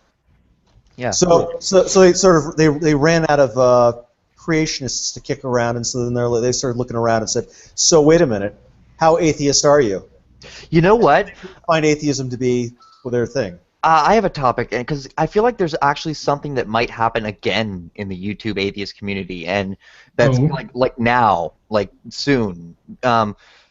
Particularly with like things I've been seeing more and more, that some of the bigger atheists are getting like labeled at, like there's a bit of a divide between the feminist sort of atheist YouTubers, or there's a huge divide. The thing I'm getting at is, Sandre, you posted a video about this, about Jacqueline Glenn did some plagiarism thing. Yeah. Oh, yeah. And it's I mean, like, a lot of people don't actually read the fucking description. I didn't make it. It's a mirror by the Living Dinosaur. Yeah. It's the Living Dinosaur, yeah. It's interesting. I think there might be some sort of new split that might happen, like within the YouTube atheist community. I don't even know though, because I'm not part of the YouTube atheist community anymore. You know, I wouldn't. Along what lines? I would even question if there really is a community anymore. I think atheism became. I mean, like the movement of atheism became what it should have been all of these years. It's essentially now just a bunch of people who are loosely chained together by their lack in a belief of a deity, and that's it. Right. I mean, No, but in Europe, yes, but not so much in America. It's kind of a big deal to be atheist. I think because I was a viewer. The thing in America is that, I mean, you're still talking about a largely, it's a majority religious nation. So atheism there is speaking still more on behalf of the Yanks here, the U.S. is a really big place, and there are portions of the U.S. that are super heavy evangelical, and there are parts of the U.S. that are super heavy Mormon, and there are parts of the U.S. that are super heavy Muslim, and Catholic, whatever. But there are an enormous number of atheists. And here's don't worry, dude. I was gonna break it down for you, but right, So I was just saying, in the U.S., what you tend to find is a lot of lapse people that are effectively atheists, but they're just going to call themselves lapse. Right. I think what I was referring to more was like because I was a viewer of The Amazing Atheist for a long time, and I partook, and that was like the closest to the YouTube atheist community I saw. And there's a sort of divide amongst people who watch like those bigger YouTubers who are either supporting. But a divide on what lines? Are you I'm saying I'm getting to it. The divide between MRAs and feminists. That's happened already. Well, it seems like it's happening again for some reason. But I think you're actually more or less that's actually not the divide you're pointing. I think you're more or less dividing to the point that there seems to be not really divide, but I mean there seem to be more and more people who are disliking Amazing Atheists, even though they're atheists themselves, with Jacqueline Glenn. It was between MRAs and feminism. To clear some things up, first of all, it's not a divide between MRAs and feminists. It's more a divide between social justice retards and non-social justice retards. Yeah. But also, this divide is one. It already exists, and it has existed for a while. And for those who have followed, for example, the atheist experience for any length of time. Yeah, that was another one. That was another one. Well, they've been going down the path of feminism for quite some time now, and they were a part of the whole atheism plus. Were they? Oh God, yeah. Matt Dillahunty and company are all. Matt Dillahunty married a feminist, I didn't know that. And there are several other prominent feminists on the show. What interests me about these people is how they come down as being almost pro-Islam at times in their kind of bid to push the agenda back onto Christian Well, groups. that comes back to like they've had the question of is the burqa good or bad? And Well, right? it's worse than that. There was they had a question asked. There's a video out there which you can go and look up for yourself on YouTube. But basically, the question was asked by one of their viewers along the lines of he was talking about, it was a British guy talking about how the majority of extremists who commit acts of terror are Muslims, and rather than kind of going, yeah, this is just another example of how ideologies can be really bad for you. They went down the route of, yeah, but that's not really fair, is it? Because lots of Christian extremists commit hate crimes as well, and like most of the extremists over here are Christians. Yeah, there's a lot of false. The Westboro Baptist Church are as bad as Islam. Yeah, I mean, these people bring a lot of false equivalences. I've noticed. And I mean, I'm sorry, but you can't. I mean, like I don't know just how many of my videos you've actually watched, but I actually made a video once called Christian Terrorists. Terrorists, yeah. Right. Yeah, Christian terrorists or whatever, and they're actually brought up terrorist acts by Christian organizations. And they do exist, and I do think it's important of the Christians in especially the U.S. to recognize that they do exist. Yeah. However, to be honest, you still cannot compare the amount of terrorists who commit acts of terror in the name of Christianity and Islam. Like Islam wins. It's not even a competition. Like Islam only has to show up and Islam wins. Because there are so many fucking terroristic actions. For the non-truthers out there, in recent history, I mean, you cannot even come close to comparing the firebombing of a few abortion clinics to the collapse of the Two Towers. Yeah. So I mean, yes, Christian terrorism does very much exist, and there are some occasional attacks happening everywhere in the world in the name of Christianity, but it's nowhere near the quantity of Islamic actions, and that's also something you need to be honest about. But these people can't, for some reason. You have to really start clutching at straws and start including just people who happen to be Christians and are also terrorists. One of the things that's funny is they're the only ones that aren't admitting it in the entire world. So if you go and you talk to Indians in India, they'll go, well, yeah, obviously. If you go to Chinese people in China, ask them, they'll go, well, yeah, obviously. If you go talk to the Russians, they'll go, oh, of course. Go to Africa, and they go, yeah. We get it, Will. You go and speak to the Irish, and they'll say, not only do we take full credit for it, but we fucking warn people beforehand. It's. But and even in the West, I mean, it's the only people that will quibble is the progressives. Period. No one in the world quibbles. Is there no equivalence to this progressivism? And it's got to be just the first world problems mentality that brings this progressivism, because progressivism is definitely a sickness of the West. That's without a doubt. But getting back to what I was saying about atheism in America and how it differs, what you're seeing is largely people who come from majority Christian areas, for whom their atheism is almost kind of tied into a kind of rebellion for them. They've got this ideological opposition. It's anti-theism rather than atheism, and that's being delivered as being the norm. So what you end up getting is far from just saying, hey, this is an atheist perspective. Because an atheist perspective is simple. Just remove God from everything because we don't believe in it. That's it. Any further than that, and you're becoming your own kind of antithetical ideology, which is aimed at in opposition or rebellion to a Christian or a theocratic. It gets especially funny when they want to ban Christmas. Oh God, yeah. Yeah, so like some Christians will put up a tree somewhere, and then they'll be like notices to the city council saying this Christmas tree with the lights on it is offensive. Yeah, ridiculous. I know there are some cases like that, and I mean, like I know of some of these people. I mean, I know that the head of the organization, American Atheists or whatever, he has appeared on Fox News a couple of times, and they like to invite him because he is really the stereotype that Christians have about atheists. Yeah. He's not just an atheist, he is an anti-theist. And he's a total fucking killjoy for Christians. And I fucking hate him. I really He's a do. bigot.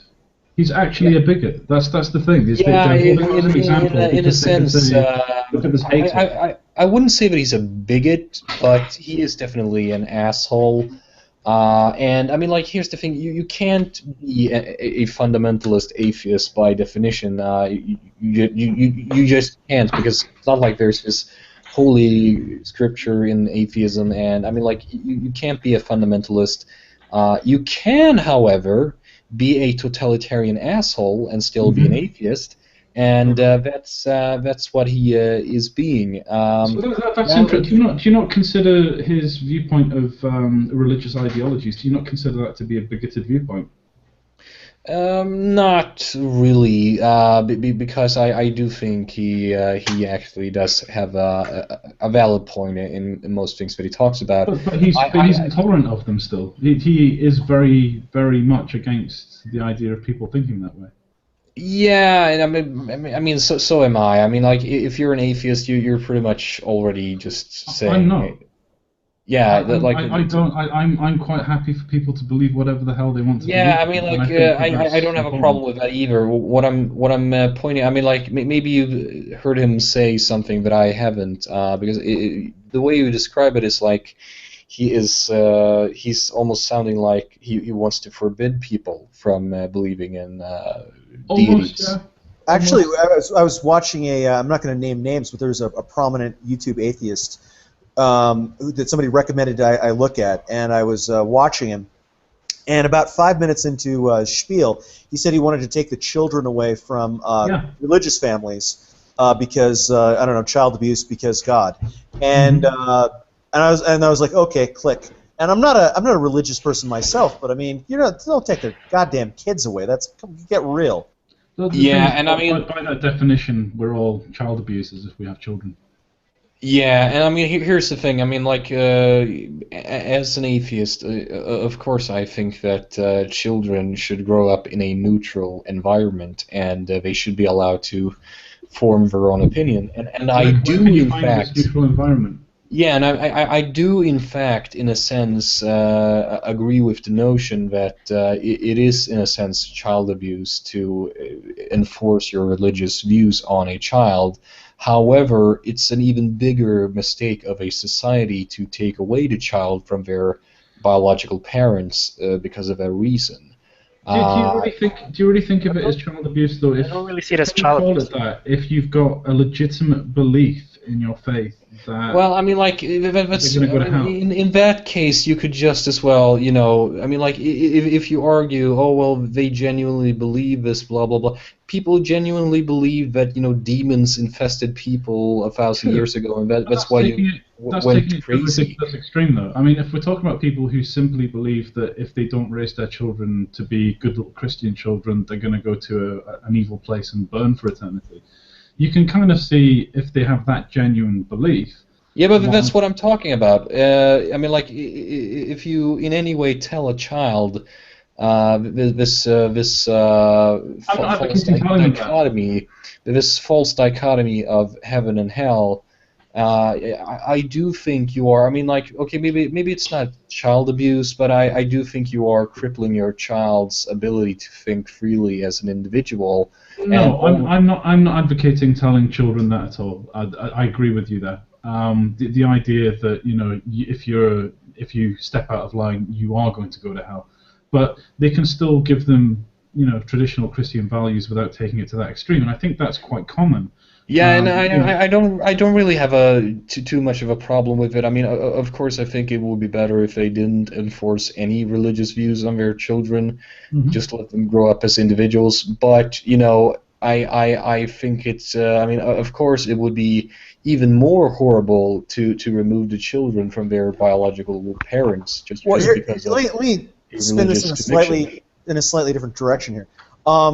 Do you draw a firm line between a religion and a very strong ideology, just because there's some sort of supernatural component?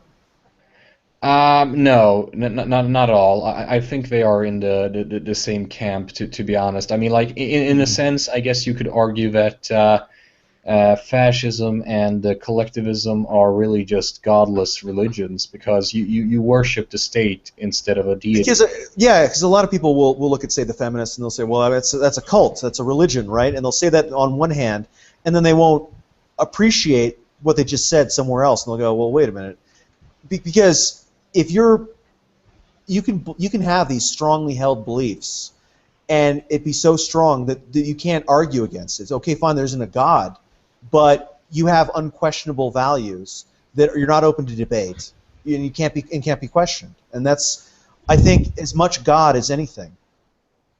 Yeah, I In the agree. same sense that you can be a Christian without being an adherent to a specific ideology. You know, you can be a feminist without adhering to a specific ideology. But there are the hardcore radicals who it is a religion to them. There is literally no distinction between the way that they behave and the way that radical religious people do. And to say that there's no supernatural element, what would you call the patriarchy?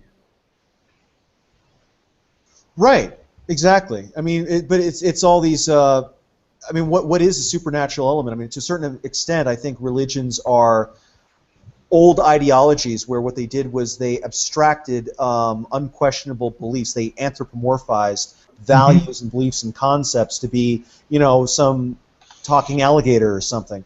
Yeah. And so in the 21st century, we're not doing that, but we still have our gods. I mean, for me, Mm-hmm. I have my ideologies, and so there's certain things that I are not questionable. So I mean, I have certain things I believe that I will debate them because I believe in being intellectually honest with myself and having some integrity. But at the same time, it's very difficult for me to see how certain values are in any way questionable. For And example. that's just me. Oh, certain concepts of freedom and so forth. Okay. Things like that. But I mean, if you had to explain that to a computer or an alien or something, that Right. had a completely artificial context, I mean, obviously, I'd have a difficult time justifying that in a rational fashion. At a certain point, I'd say, well, I just prefer things that way, and that's kind of what it boils down to at a certain point. Um, I'm comfortable with this. yeah, I prefer not to be on fire. It's Can you what I'm imagine going for. trying to define what comfort is to a computer? Right, exactly. Exactly. I mean, it was that great bit. Did you ever do any Terry Pratchett fans? Mm-hmm. Yeah, he had that thing at the end of the Hogfather where he was talking about try and find one particle of mercy Yeah. in the universe. Try and find one ray of kindness. I mean, at a certain point, you have to move beyond the literal and just. But indifferent to that, the point is that you can maintain something that is in all senses the same as a religion without having any overt supernatural context to it. So is our kind of ability to think in these metaphysical ways, do you think that's a defining aspect of humanity? I think it's a requirement for certain types of psychology and culture. Just like everybody kind of looks around, they say, "Hey, we all agree this is a reasonable thing to do, right?"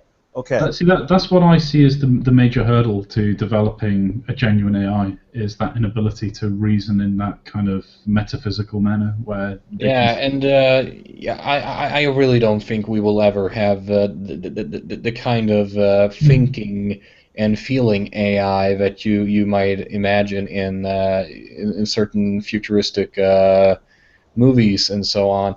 Unless it's a hybrid with some kind of lifespan.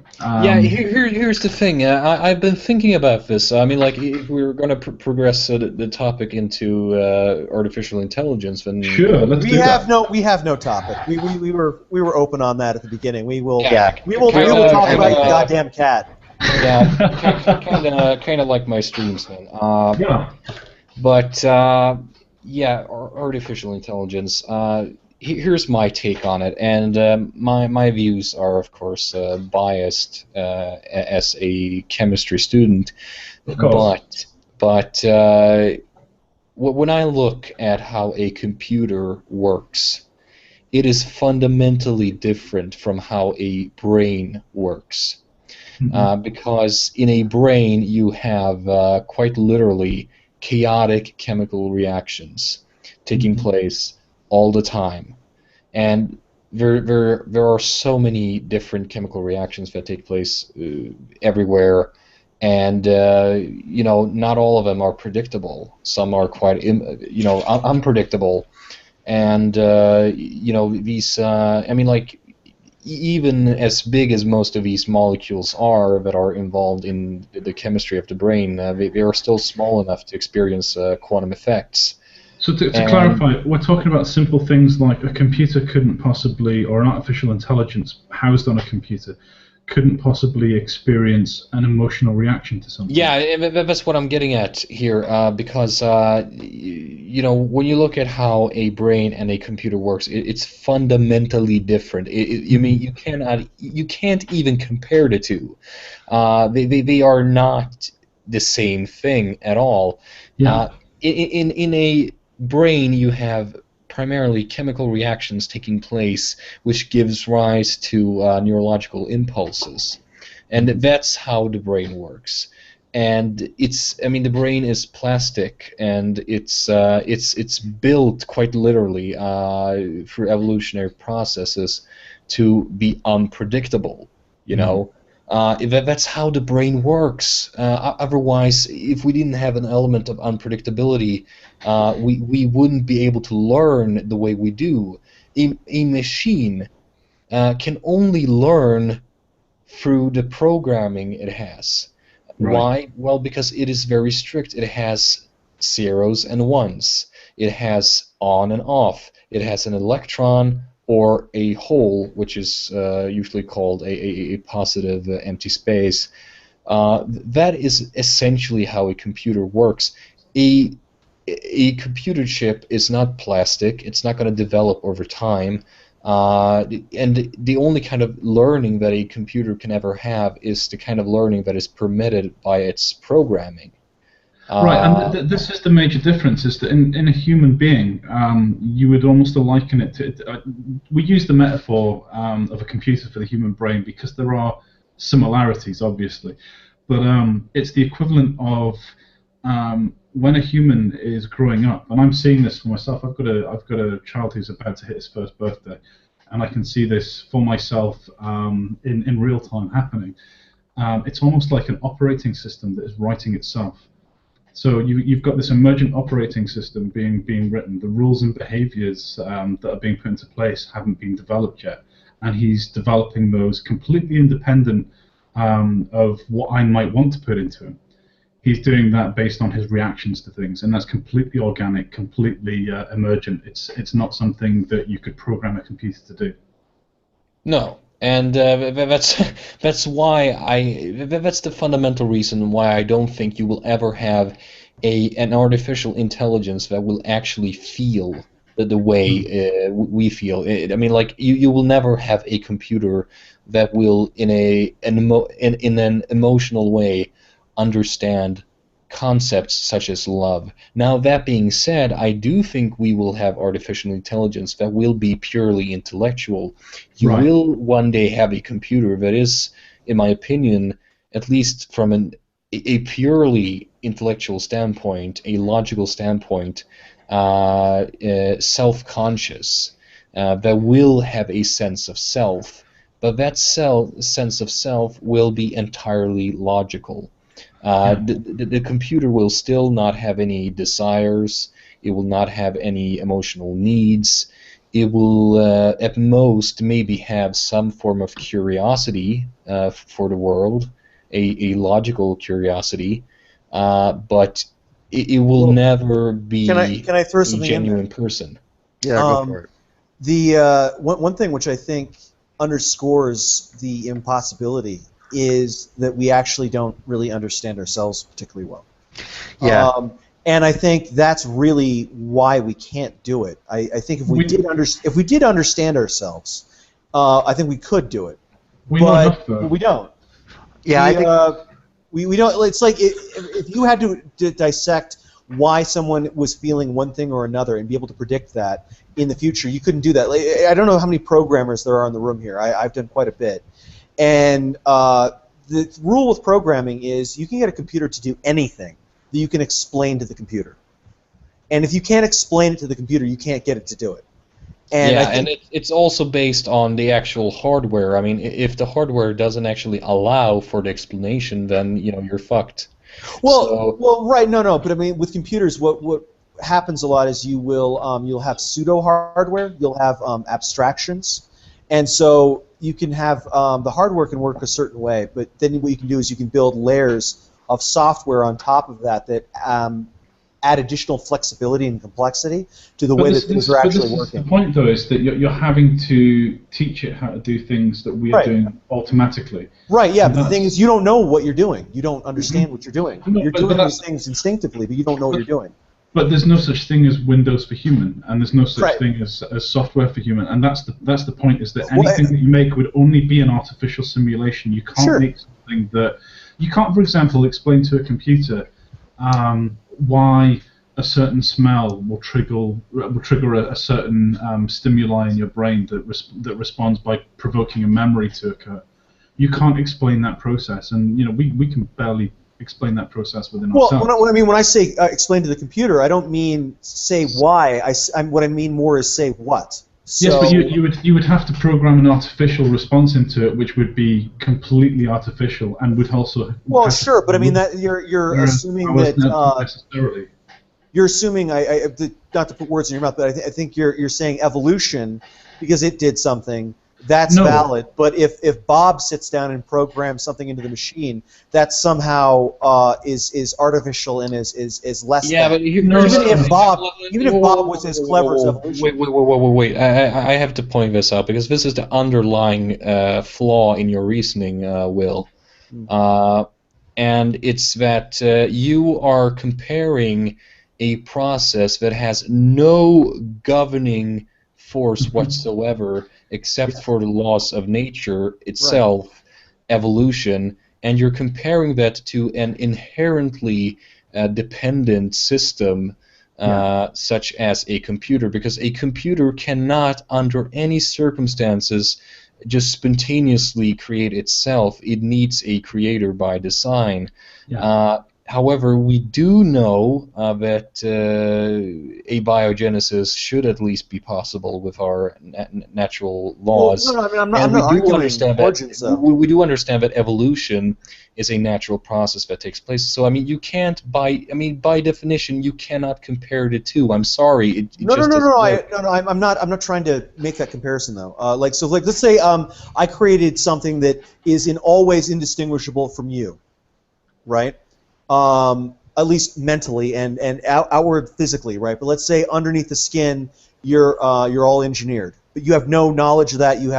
And no one could really detect it unless they took you apart, right? Would that construct be less of a person? Well, I still wouldn't be able to feel emotions like. No. Well, no one would know that. You would appear. Yeah, but if I appear, then I can't really. I mean, like, here's the thing. Here's the underlying problem with your analysis. Then, I would still not be able to actually feel anything, and as such, I wouldn't really be a person to begin with. And what you're doing is you're creating. Yeah, I mean, like, what people would perceive of me would be completely and utterly irrelevant, because that would merely be an illusion. But no one would know that. Yeah, it doesn't matter because. But it's like saying if you watch a movie and you see somebody portraying a Geiger alien, And the way that they move, it's completely imperceptible to you. You know, the difference between a real alien and a person in a bodysuit. Yeah. And what you've got essentially is just an actor who is playing a role. It doesn't matter whether other people perceive it as being real. That's just an illusion. It's completely illusory. Yeah, well, that's the It's point. reality. What you're describing is inherently an illusion, something that is not real. Well, right. I mean, this is sort of a philosophical point, you know, and this is something that Well, it's philosophers not really a philosophical point, because well, a philosophical it is because point would have any... big philosophers have gone back and forth on this particular issue before. It doesn't mean that they are on the right track. I mean, like, what you are describing is by default an illusion, something that is not real, because a computer... I mean, like, if you put a computer in an android body and you make that android body look like a human being, yes, I would fool everybody around me if I was programmed well enough, but since I can't actually experience what other people are experiencing, then I am not a real person, and as such, it's merely an illusion. You might be different. You might be different. No, but but saying that they're not... You're not getting it. Since I cannot experience what other people are experiencing, I am by default not a real person. So you don't buy into the Descartes, I think, before therefore I am thing. That doesn't... Oh, I think that's mental masturbation, to be honest. Okay. I don't know that you could call it thinking either. The processes that are taking place, again, it's an illusion of thought. It's still acting along pre-programmed lines. It's still just running lines of code. So it's not really thinking per se. Well, I mean, but if you look at if you break down a brain down to the neurons, right, you start to get increasingly simplistic systems that are more finitely describable. And if you were able to emulate that entire process within the system, such that you had effectively neurons or systems that were analogous, that were interacting in much the same way, then I don't see how you're claiming superiority. Well, I'm claiming superiority because, look, here's the thing. I'm claiming superiority because during, by the mere laws of nature themselves now, okay, these neurons can develop, okay? You do not need some kind of a creator or designer to explain how neurons develop, and that's another thing. They can develop on their own. At least so far, technologically speaking, a computer chip cannot grow by any means. It cannot. It's not plastic. It can't in any way develop itself into a more complex state. I mean, it can't right now, but let's say... Here's the thing, even if it could, that still would not matter, because then that would be yet another intervention by another intelligence. It's not an organic process. However, the process that takes place in a human brain is an organic process. It's completely and utterly natural, and it can be Android brain need to of another intelligence. And I would like to say, however, that this very simplistic view of neurons is quite simply false. I notice this fallacy a lot when I discuss with many physicists. They seem to be under the illusion, as well as mathematicians, they seem to be under this illusion sometimes that everything, and I do mean everything in their view, can be 100% dissected and explained in even easier terms. And I'm sorry you can't, because the very experience of being a human being is to be more than the sum of your parts. And we do know that once you start to break down the brain into mere neurons, and even if you go even deeper and go down to the molecular level, then you lose so much nuance that you can no longer really explain much at all, except for the mere basics of how the human brain works. What you need to realize is that it's not just about the actual processes themselves, but how they interact. And if you didn't have this very special kind of interaction, which you can never have in a computer chip, then you would not have a plastic brain, and then you would not have this what Wayne was explaining earlier, what he witnessed in his son, the emergence of a consciousness which is completely and utterly organic, which does not require the interference of another intelligence, something you can never have with a computer of any It sort. requires an entirely organic hardware, and without that, you cannot have those interactions taking place. You can only, at best, simulate them with software. Yeah. Well, Here's the thing, though. I do think it doesn't follow Yeah, rules. I would like to add something, though. I would like to add something, though, to what you said, Will. And I do think you still have a valid point. And let me explore this a little bit. I do think you could potentially have a at least partially artificial intelligence that was actually capable of feeling genuine emotions if you had some kind of a hybrid. I do think you could have some kind of an artificial intelligence where the artificial intelligence might in fact even be able to feel in some way like a human being if you were to integrate a computer chip to at least a part of a human brain. I think that the closest thing we can really get to an artificial intelligence that can actually genuinely feel would have to be a hybrid, because then you could combine the best of two worlds. Have you been following at all some of the advancements made in cybernetics? I don't know. So they've got, of course, they've had cochlear implants for years. You know, where artificial ears, where you basically have a microphone on the side of your head, and it feeds an electrical impulse directly into your brain. They've had that for ages. They've been messing about with basically webcams that feed a signal directly into your optic nerve, so you don't even have your eyeball is doing nothing. It goes directly from the webcam into your optic nerve.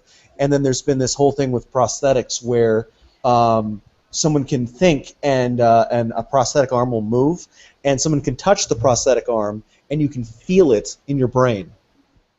Yeah, I've read about this, and I've also actually done some theoretical work on this, how to integrate the neurological chemistry with the electrical impulses of these implants. And I've also read some books about this, and it's a very interesting field. It's very new, but it's interesting nonetheless. And I do think we are already starting to see signs of because I mean, like my impression at least when it comes to this whole idea of artificial intelligence is that not many computer scientists today actually seem to believe anymore that you can create a feeling artificial intelligence that is purely artificial. I think the entire discussion is starting to move more and more towards creating some form of cybernetic organism. Well, the other thing that, of course, they're dealing with is there are always economic constraints, and what you need to look at if you're building these things, it's expensive, is how you monetize your research. And so the big thing that they're actually developing is what they call expert systems, which are not true strong AIs. They're able to do something complicated very competently, but they're very task-oriented on one thing. So they're sort of like the ultimate autists, and they get the autistic savants. They do something really, really, really well, but they don't do anything else. Yeah, that does sound like a savant. Yes. I'm actually starting to get a little bit tired over here, guys. It's sure, man, no problem. It's 12:15 over here. Well, we appreciate you sticking with us this long, man. It's been a fun conversation, and hopefully we can have you on again soon, or another time, anytime in the future. I would love to, actually. And the thing is, I was going to ask you this. I'm having a hangout now on Saturday, and some people that I invited might not show up, actually. So it seems like there are some places over. So if any of you guys are interested, I could have you on my hangout. Cool. I'd enjoy coming and being part of your hangout, certainly. Okay, Yeah, so sure. yeah, just follow me on Twitter, and I'll follow you, and I can send you the link on Saturday. I think I've already added you. Okay, well, what's your name? Very He has sorry, no name. people. I have no name. Yeah, no, I'll put it in here. Wow, wow, wow. So Wow, wow, wow, wow. There you go, Sam. fire the stream. Thank you guys for watching. It's been a great night. Yeah, everybody. and thanks for joining us. It's, Yeah. it really has been a pleasure. Alright. No problem.